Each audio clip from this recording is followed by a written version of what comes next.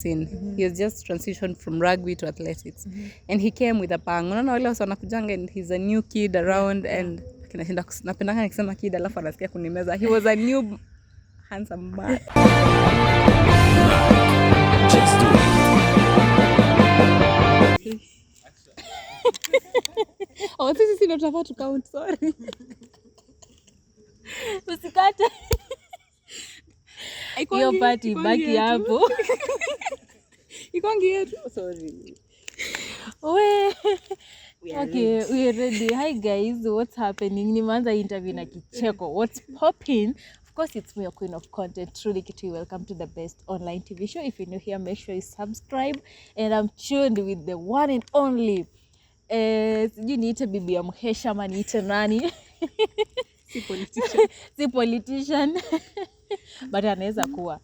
So niko na bibi ya Omanyala hapa. You see it mara ya kwanza, actually you saw her the last interview I did wakiwa na Omanyala, and I'm so happy to have her here. She's always a vibe. When I talk to her wanasikia tu nabambika. So today najua story maybe kuna vile uta feel kidogo, tutulie kidogo to fret you a little bit of yourself. Kwa majina naitwa Lavanta Luvandwa. Unapenda Kizungu? Just use English. Najua unapenda Kizungu, usiteseke na Kiswahili. Kiswahili naweza iongelea, but sheng. Use Kiswahili fluent. Okay. My name is Lavanta Luvandwa Amtavi Omanyala. I'm a Kenya. Kidogo unajua tunaweza kuwa wazungu. I'm Kenya. I'm a social worker by profession. I'm a mother of two beautiful and handsome kids. And boy ama dev. Kuna ka boy. Tusingia kwa details. Lakini I'm a mother of two. Kuna boy na dev. So I'm a mother. I am a social worker by profession. And I'm an athlete. Yeah.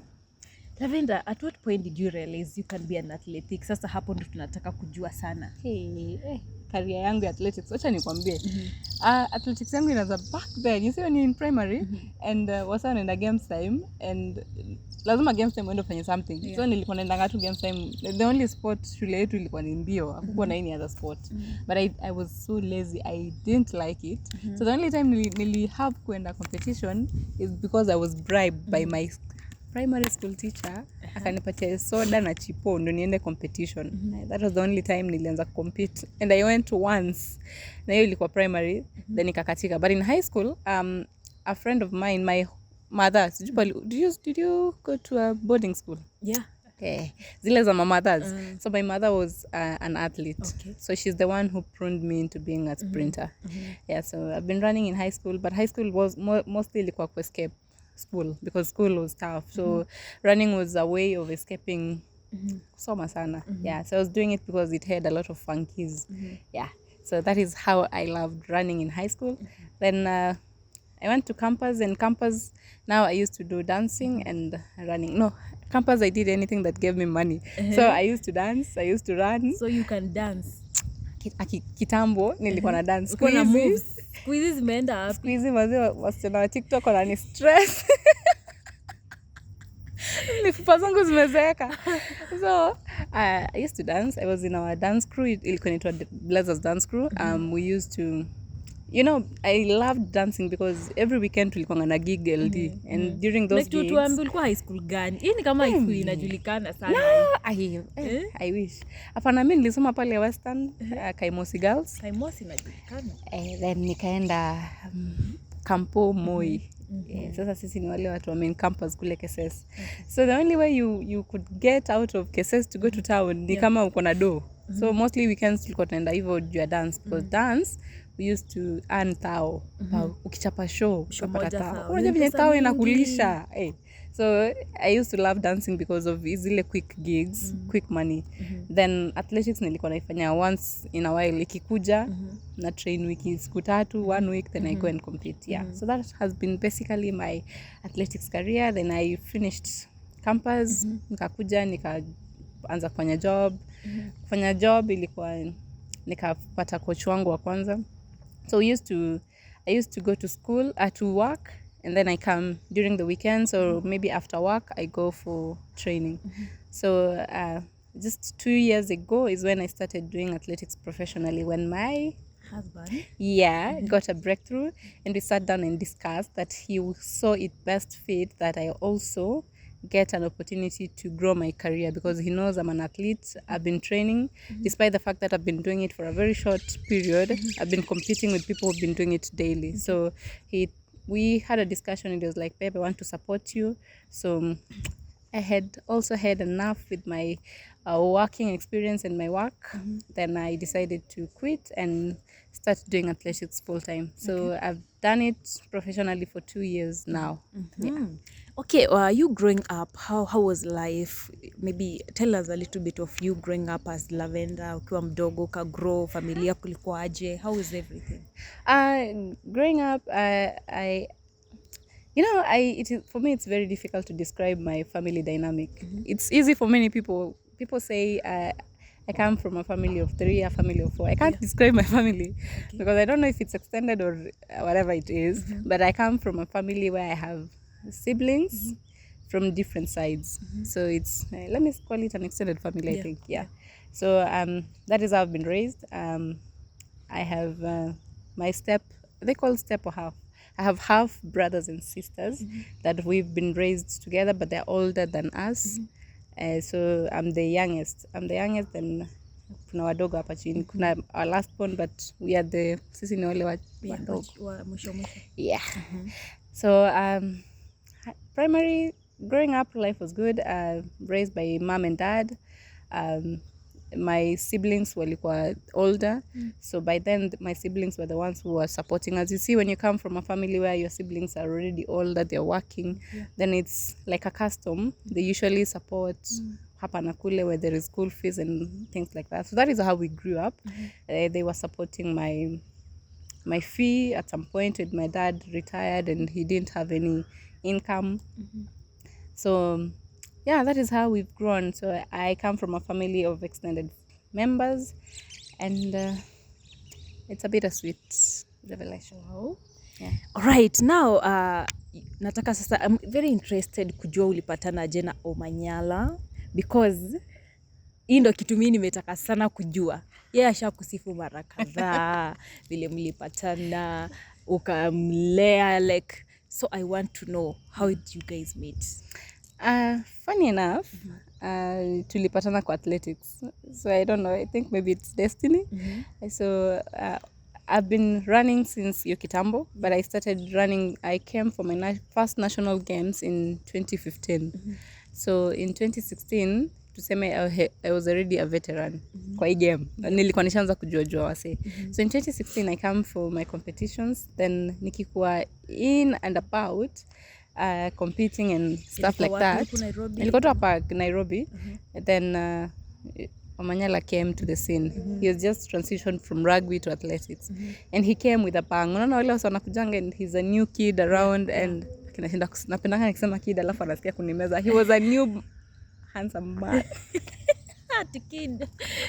Alikuwa mgeni kwa hii track. Then he came with a bang. So akakuja na his first competition that I knew of.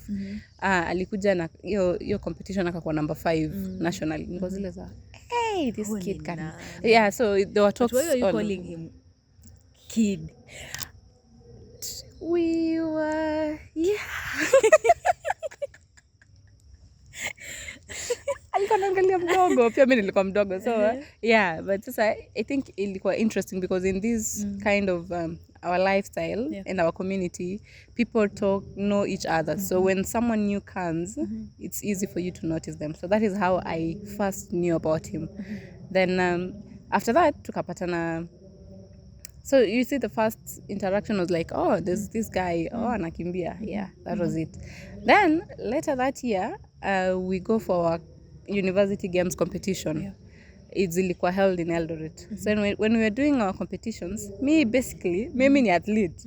The only thing I knew about athletics is nakuja na I warm kidogo, like in 3 minutes, then I go and run. So he comes with his friend, Deno. Then wamekuja wakaji kuwa a center of the show. wamekuja katikati ya field, they're warming up katikati ya field, niko zile za, so nikamwangalia, niko zile za, boy ni show off. Kwa mind yangu niko zile za, yani ameamua trainee hapa katikati ndio tumuone. Niko zile za, huyu anatafuta tu attention. So I ran, competed, won. Story kaisha. Kumbe during that time, I think while I was in high school back then, nilikuwa napenda very very colorful hairs. So I think, and also mimi ni mrembo. So I don't know how, but he took note of me. So mimi nikamaliza kufanya shughuli yangu, then we went separate ways. I didn't even say hi or anything. I just saw him from afar. But that was my first reaction, because it was like, boy ni show off. And that was it. Then we come bump up in Nairobi. We bump in Nakuru. So when we go to Nakuru, what happens ni Nakuru tuko na zile games za zilikuwa Kekoso, the company games. So he was representing. I was there. 20. Yeah, I was Kekoso, but it was in Machakos. The one that was in Machakos, I was there. Ndiko 2016. I was playing netball. Aish. Yes. Wait, tunafaa tuongee story. I don't know if you know Moik, Ministry of Information. Yes. Nilikuwa kadogo, nilikuwa nimechukuliwa na wachezea. Trudy umeteseka. Tumeteseka pamoja. Acha tuseme hivyo. Ni pesa jamani. Tafuta pesa. So you see, unaona venye companies they pay you good money. You see that mtu kupea 10k, 15k, it was a lot of money, and there were companies that were giving people to a tune of 30. Yeah. So he was representing CAK, I was representing Kenya Maritime Authorities. So I'm there with my friends during the games zilikuwa Nakuru. Then we meet at a kibanda. Unaona ile allowance yangu mingi, kila mtu alikuwa anaenda kibanda. So tumeenda kula kwa kibanda. Then pale kwa kibanda nimekaa na mabeshe zangu, then I finish eating, then I go to pay my bill. Tunagongana pale kwa counter. Then tukigongana kwa counter, ananiangalia kwa zile za hi, can I have your number? In my head I'm like, boy, ule jamaa show off. Then there is nothing else you can tell me. Hata ujanisalimia ati mambo, can I have your number? Niko zile za, oh god, I'm not doing this. So niko zile za, I think what I can do is, wacha nimwambie nipe namba yake, nitampigia. So nikamwambia fanya hivi, just give me your number, I'll call you. Akakuwa mwerevu sana, akanipea namba yake. Na kuniuliza yangu, so akanipea yake, and tukaachania hapo. I never called. Did I save it? I saved it, and I didn't even bother to contact him. So 3 months later, tuna bump hapa hivi Kasarani. We were having our university games, East Africa University Games. Then I'm with my friend, he's with his friend, tunapatana. And you know the custom, when you meet someone you know, you greet and hug. So nikimhaga kwa zile za, by the way, inaweza pata namba yako, niko zile za, konayo, I'll text you. So I think I went feeling guilty, because zile za, okay, let me just text him. So I texted him, like, hi. Hey, nakwambia, I think alikuwa nangoja tu a moment, because after that, alianza tu kuni text. And luckily, yeah, I was single-ish. You were single. Single-ish. Ulikuwa single for how long? Umekaa single for how long? Nilikuwa, I think your time akianza kuni text, nilikuwa tu out of a breakup and single-ish. You know, ile part time you don't want anything to do with a relationship. So niko zile za, I think I can have fun texting him and whatever. So I started talking to him. It was just fun and whatever. So that is how I met him. And that is how the friendship we developed. Tukaendelea kuongea and to enjoy each other. Then ikaenda change. So after now, let's say he told you that he wants you to be the girlfriend, maybe kukua fiancé wake, ulireact aje? What was your response towards that? How did you react? Ama ulichukulia aje? Acha nikwambie, tulisumbuana. You see, ile ujisha friend zone msee for a very long time, then he keeps on telling you, manze, by the way, see, I want you to be my girlfriend, because that you can't convince me. How can you tell me that a handsome guy like you hana dem? I was not. Hiyo mentality mbona itawaitoka kama dem? Haitatoka. You have to win our trust. We don't give our trust. You see, the good thing with us is we don't just trust blindly. For us, you have to build the trust. So it took a long period of him just talking and me building trust in him for me to accept kumdate. then ukakubali mkaanza relationship kukakuaje? How was life like now as lovers, leave alone friends? Life as lovers was difficult. You see, I think this is the only relationship that I got into. Alafu honeymoon phase yetu ikaface very quickly. You see, what's on stingy honeymoon phase for how many years? I don't know, but yetu ilifed haraka because now when we continued to know each other better, tulianza kupata few things that we didn't like about each other. So tulianza irritate each other a lot. So me niko zile I don't like this. Yeah, because I don't like this. So tukaanza kuvurugana. Then I think I appreciate that because it made us know the real nature of each other as early as that. Then tukakosana. I think break up mkablokiana. Hapana, ilikuwa ifika hiyo level. Zilikuwa tu zile za kusumbuana, zile za anakukasirikia unamkasirikia, kuna vitu zinakuirritate because now you're sensitive, he's sensitive, he knows how amekuwa kiishi life in a different way, you're living your life in a different way, so you're trying to bring the two personalities together. So tuligwaruzana and then I think in between kuna vitu kila msali adjust because you're like, okay, mimi nimezoea kuishi life yangu single so there are things you can't continue doing now that you're dating. So ikapata tu a bit of an adjustment and ikaanza kukua enjoyable. It was good, but tuligwaruzana, tukaelewana, then ikakuwa smooth because now from then it was easy for us to communicate because you know him in out. So mkadate how long ndo mkaoana sasa mkakuja sasa marriage? Yetu imekuwa vitu. You know, the interesting thing is that was 2016, 2017, 2018. 2018, mimi sijui nilifanyika hapo Valentine's. I don't know. Mtoto wangu alizaliwa November. So November babies ni Valentine babies. Valentine babies. So katikati ya hiyo kudate, I find out I'm pregnant.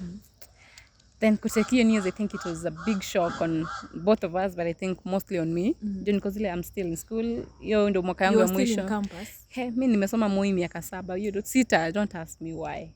I think kila msee mwenye tulijoin na yeye tulimaliza tu hiyo time. Tuambie tu why. Moi. Tulikuwa na long holidays za 1 year. So life in Moi ilikuwa. So imefika 2018 sijamaliza shule. I'm thinking about I have an athletics career. I want to make my mom proud. You have a sequence in your mind that you know you have to finish school, get an employment, whatever the sequence, the normal sequence in inakwanga society. So I had a lot of pressure on my side. But now tukavurutana, unajua sasa yeye pia ni kijana. So ikakuwa, I think when we got the information, kila mtu alipata time yake ya ku melt down. Tuka melt down kwanza. Then after ku melt down, then tukaanza kuulizana what do we want. And he was like, we'll take care of it. Life itajipanga. Then we like, okay. Then that's how it was. So hapo ndo mlimove in? Ama mlikuwa msha move in? Hapana, tulikuwa tunafanya long distance. Not really long distance because most of the time mimi nilikuwa Nairobi because of Moi. But so tulikuwa little bit of middle distance, but si long. Si long. Kuna na middle. Ndio nimesikia leo. Haikuwa long distance, haikuwa juu tulikuwa most of the time tulikuwa pamoja. Then there was a times nilikuwa naenda shule, so alikuwa nakuja shule. So it was, we still had time for each other. So then when nilipata news, I went back to school juu nilikuwa bado namalizia my final year, my final semester actually. So we kept on communicating, alikuwa na travel and ani visit. Then nikimaliza shule, so tukaanza kuulizana what next. So what next was, luckily I got an employment. So nilikuwa nimeitiwa locum. So hujatuambia campus umefanya nini mimi I'm a social worker by profession, guys. Oh, nice. Hizi vitu za humanitarian na vitu za watu, that is what it's close to my heart. So nikimaliza campus nikapata locum kwa hosi. So coming to a hospital, the good thing is already nimepata job. The locum was running for 6 months, so I'm assured of a 6-month salary.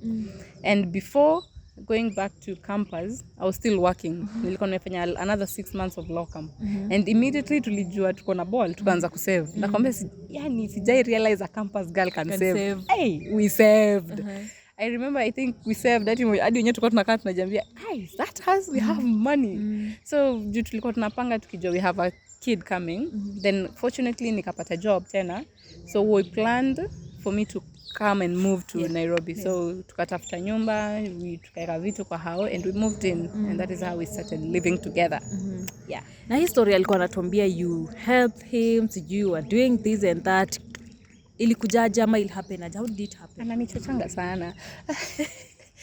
So we moved in together, nikaendelea kufanya job. I think I worked until the very eve to giving birth. I was so active. Then so after nimemaliza job, you see tulikuwa tuna save do ilikuwa. So after you could give birth, we still had money that sustained us for about 3 months later. Then mtu wetu akaingia into competition ya Carsons, akakuwa number 3, tukawina 100k. Ikatusustain, tukalipa rent ya the next 7 months, tukaendelea kusurvive. So that was it. Then within that period, now nikaanza kutafuta locums. But what he keeps on saying that, what he doesn't say is during your time pia, yeye pia alikuwa anafanya job zingine za maajabu.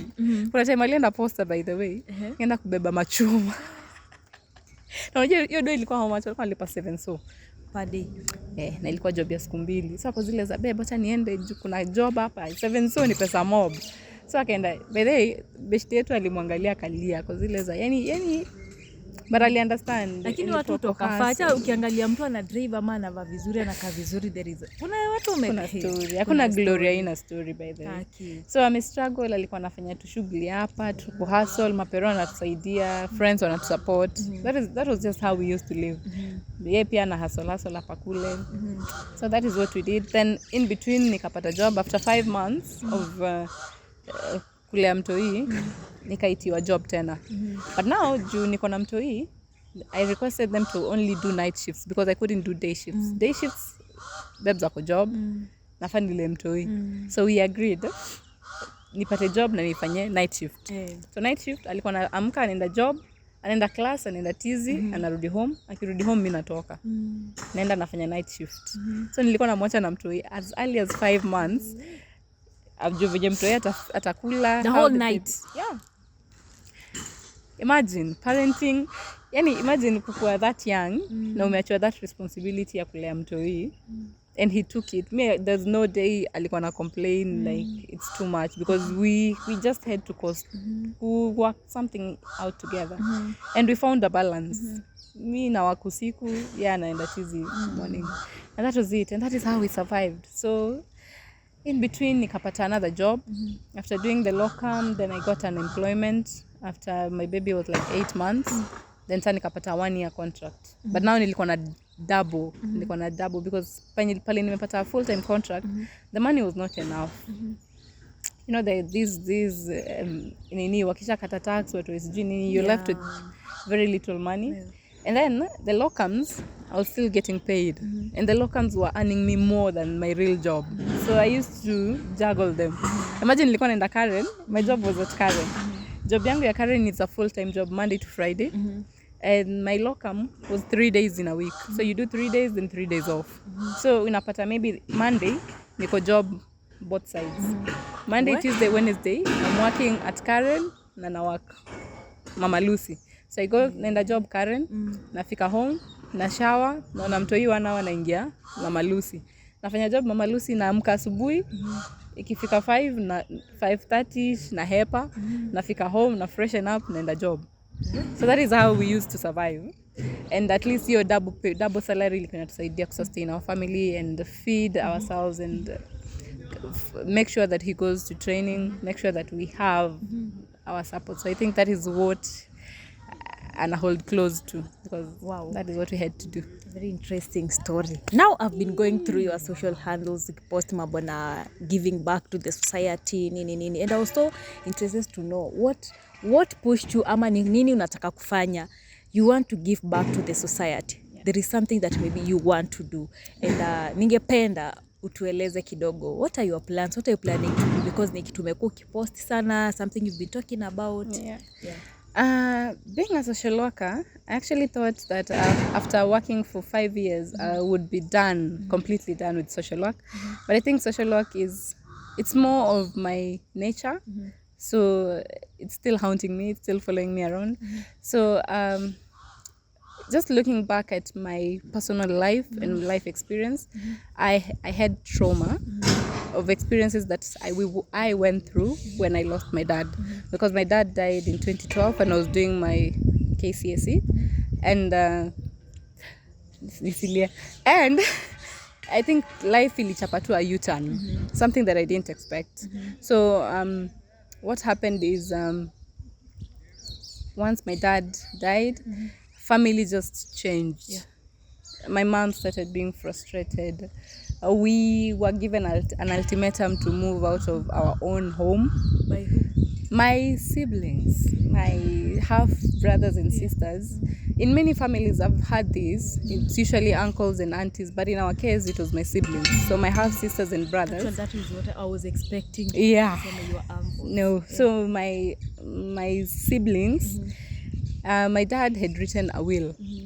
But now what he didn't do was he didn't have a lawyer sign it, but he did all the logistics, witnesses and everything, na akasainia watu what they deserve. But now what happened is when he died, then things changed. All the title deeds that we had of our dad, they called us on a meeting and they told us they wanted them, took everything from my mom. Wakatuambia now where we're living, we do not deserve to be there because my mom legally doesn't have papers. My mom had a dowry agreement. My mom had been married for over 18 years because I was 18 by then. So it means she's been married for 18 years. But they said they didn't recognize her, despite the fact that during my dad's burial, they sat there and acknowledged that she is the wife. But things flipped. They say they don't know her. We have to move wherever the little that our father gave us. We should go and build our house there. Nobody should stay at our father's home. So it was frustrating because I remember going through a lot of trauma, and the fact that I was in campus, I couldn't show my mom that I'm weak. So all the time nilikuwa naenda shule. Nikifika shule na I'm at school, my mom calls me. I have brother anagonga mlango na kisu na panga at night. Anagonga mlango na panga na mbu usipohama by next week tutakuua. You see, death threats. Then I received those calls and I have to come out of school, go home, be strong for my mom, nijaribu kukaa ni kama at least nazusha whatever. Then I go back to school and break down. Because I remember my first year was terrible. Mabeste zangu walikuwa na I used to come back from home. Nenda tu nawalilia because zile za me I can't take this anymore. So the fact that we went through that, there's a time my mom kwa shamba, you see the family land that you're still tilling, process za kwanza kugawa shamba zijaanza. My brother goes akatuma wase kwa shamba. My mom earning yake ya salary ilikuwa through farming. So amepanda skuma na supply kwa shule and at least hiyo skuma itu feed. Akatumanisha mtu siku moja hizo skuma zote zikakatwa zote chini. So because it was just a lot of emotional turmoil yenye ilikuwa inanifanya tu nakosa peace. And Trudy, can I tell you, my dad died in 2012 and up to now we've had a succession case that has gone on in court for the last even how many years? 13 years, 12 years, I'm a 10, I don't know, 2012, more than 12 years actually, due to 11 years. Tunashinda mkienda kotini, they don't want because the way the dad allocated nini property, they don't want it. Wanataka ile kidogo yenye mnyinyi mmeachiwa, even where you're supposed to stay, wanaitaka. So it was just frustrating and yes, Dalia. So don't cry. So going through that, what I'm very passionate about is I want to make sure that widows, they are not mishandled. They don't receive death threats. I know I can't do that, but what I can do, the best I can do is to give back to them. Like I have a friend of mine, Helen, she's a widow. She has experienced a similar experience to that. I have friends, I have a lawyer friend. We're coming together to create an NGO. We'll start maybe with a CBO and just empower widows. To go in a position where these widows who are going through a lot, what can we do for them? Just 2 weeks ago when I called you, when we were talking, I had a trigger because I saw an article on Nation about a widow who had been thrown out of the matrimonial home. Amenyang'anywa kila kitu. And you see, those are triggers. So when I saw that, I'm like, we need to do something about widows. They did not choose to be where they are. They did not choose to lose their husbands at that age, but their life has to continue. So how are we going to help them to continue having the best life they can, to support the children when you're mature, and to have peace? Because at the end of the day, if you don't have peace, you're being taunted, unaambiwa you do not deserve to be here, we will kill you. And you see, sometimes those death threats actually, they actualize. So you as children who, well, you've lost your dad, you've lost your mom, you live in fear because you don't know what your relatives are going to do to your parents. You don't know what is going to unfold the next day. So inakuletea a lot of traumas to the children, but also to the widows. What are they going through? Widows and widowers, what are they going through? So it's something that I would actually just want to actualize and make sure that they get the help they want. If it's legally, are we in a position to try and fight for what they actually deserve so that they get what is rightfully theirs, so that they can take care of their children? We end up fighting each other and fighting for property and forget that at the end of the day, they are your sister's kids, they are your brother's kids. What are the children going to do? People don't even think about that. They just think about, we want that piece of land, we want this. What can we do to remedy the situation? Men, what can we do? Because at the end of the day, most of the issues make with women. When the husband dies is when the widows are being frustrated. As a man, when you're gaining all the properties you have in life, can't you take one property and give this property to your wife as a gift? But you're not giving it because you're just giving it. You're planning for your whatever happens, endowment and whatever. Because if anything happens to you now, your wife can actually use whatever ile kadogo yenye it's registered legally under her to continue sustaining the family as they continue to fight the legal battles. Because the legal battles, they take a long time. They may take 2 years. They may take 6 months if the family is okay. They may take 12 years like ours. What is your family going to do during those 12 years when they're fighting for a piece of land that is, I think, worth $1 million shillings? And they have spent almost 10 years in court, spending money every day, going, and lack of peace and threats hapa na kule. And people actually end up killing others because of these possessions. So in remedy to women, what can we do to make sure that tunajipanga? Like women, Trudy, you're working right now. As much as you have a supportive husband, he has all the money in the world.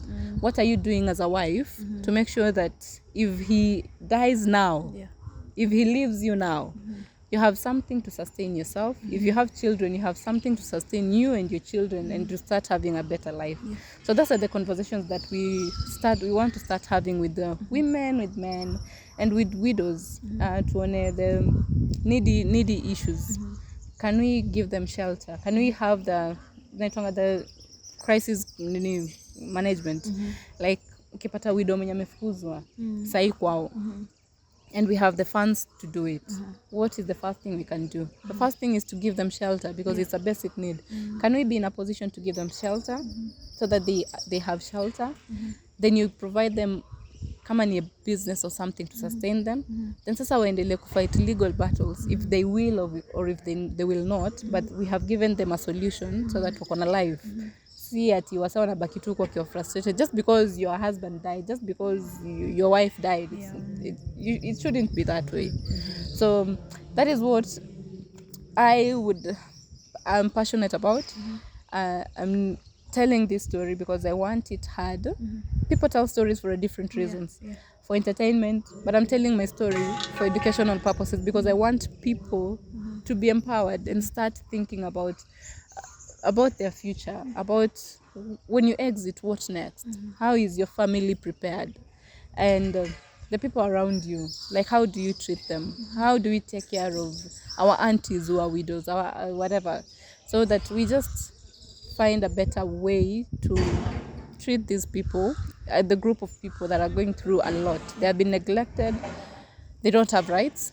and it's something, there are people that deserve to live a better life like anyone else.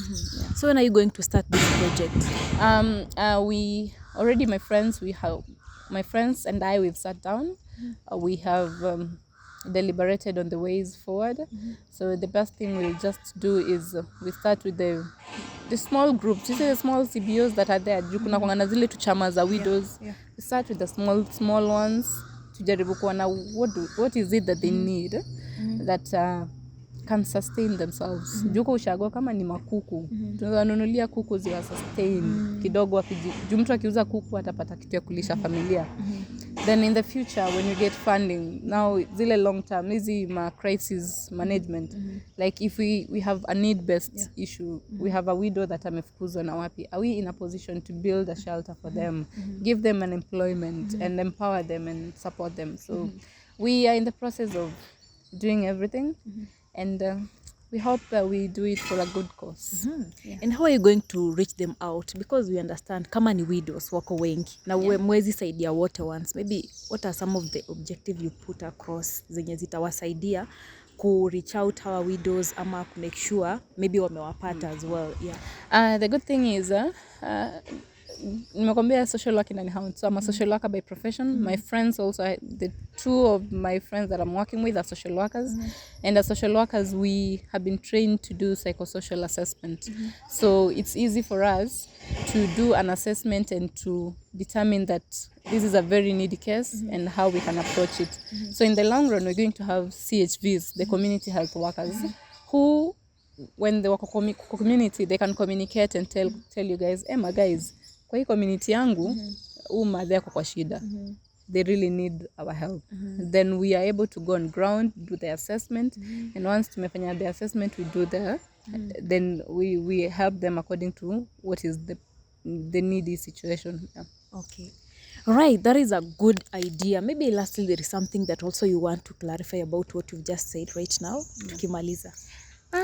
Clarify, hakuna ni kuomba tu God atupatie the strength to fight, the ability to continue pushing and to be able to have an impact in the society, because truly you whatever you're doing it because you want to bring impact and to bring change. You're telling people stories and it's meant to entertain, to inform and to educate.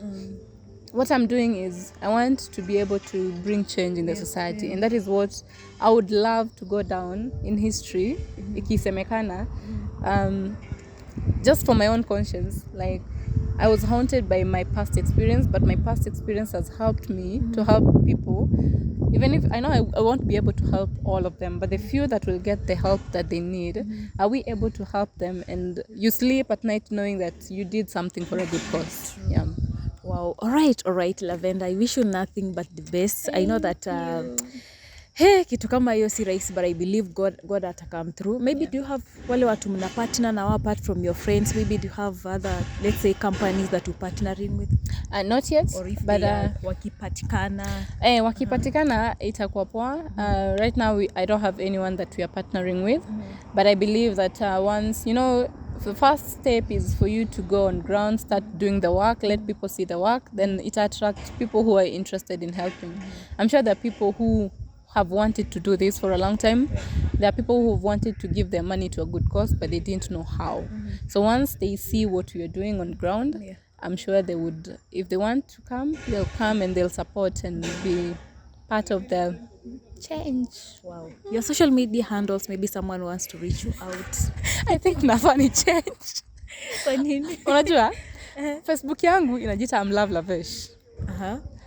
Twitter yangu inajita Laventa Mutavi.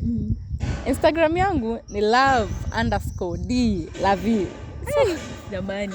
Hizo ni majina za nilitengeneza nikikuwa bado kijana. And I'm just thinking, I think I need to change, but I'm still not changing my Instagram name. I think I love it.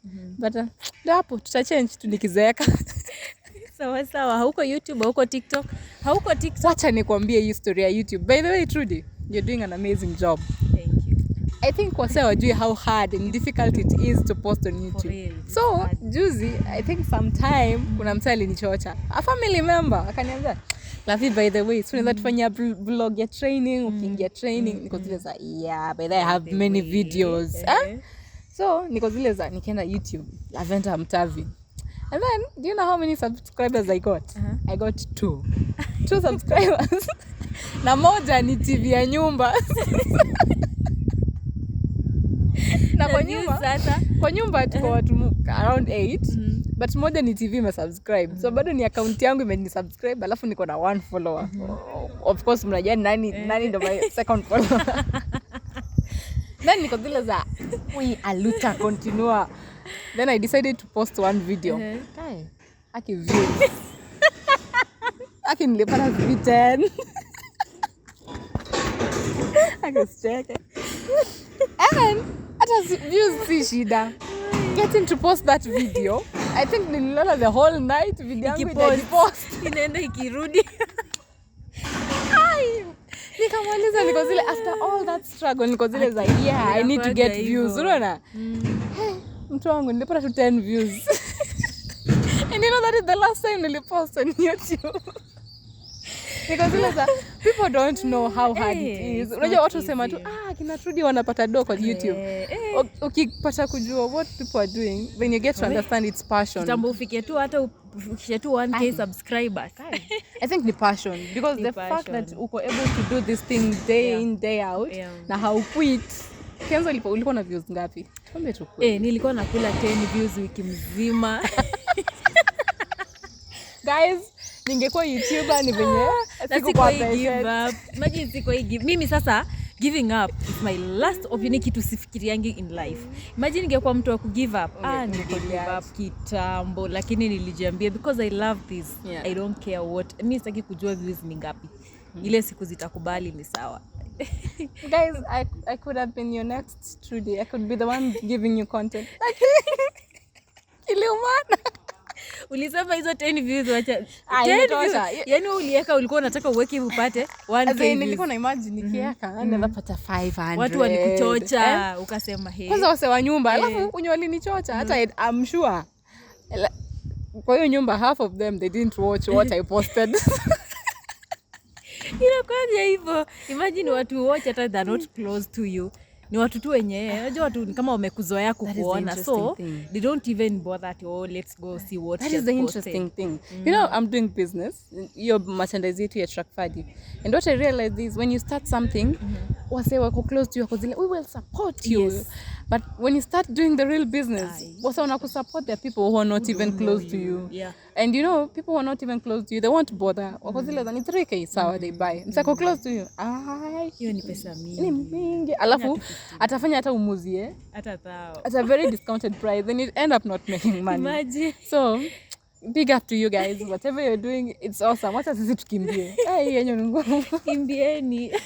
All right, so Lavi, thank you so much for your time. It has been amazing having you here. And I can't wait to have you again and again. Promise me that when nita make my first international team, I'll give you an interview. You'll come do an interview at the airport. Where? Hiyo time nimewin. Unakuja kwanza. Na make sure sipati mtu yote interview. Nasema nangoja Trudy. Akimaze. Promise me. Wewe ndio umenipromise. Mimi niko sawa. Guys, nimepromise Trudy my first interview. Yes. Time nita make it. Yeah. We'll make it soon. Very soon. Yes. And I wish you nothing but the best. You know, I love you. Nimetoka all the way from nimetoka unajua nilikuwa Canada. Tuliteseka na wewe uko Kekoso. Nilikuwa Kekoso ya nini? Ya 2016 ama 2015. Ya Machakos. Wacha nimalize tupige story. So guys, that is it for now. Make sure you subscribe. We are road to 100k subscribers. I love you so much. And behind the camera I have my super director Peter Clayson. Good job. You're really doing an amazing job, director. And by the way, I do edits. Mimi ndo na edit yanga Trudy zile nini. Naitanga zile ma spams. Zile za kutoka ni mimi. Marine. Zile za that's me. Nyuma.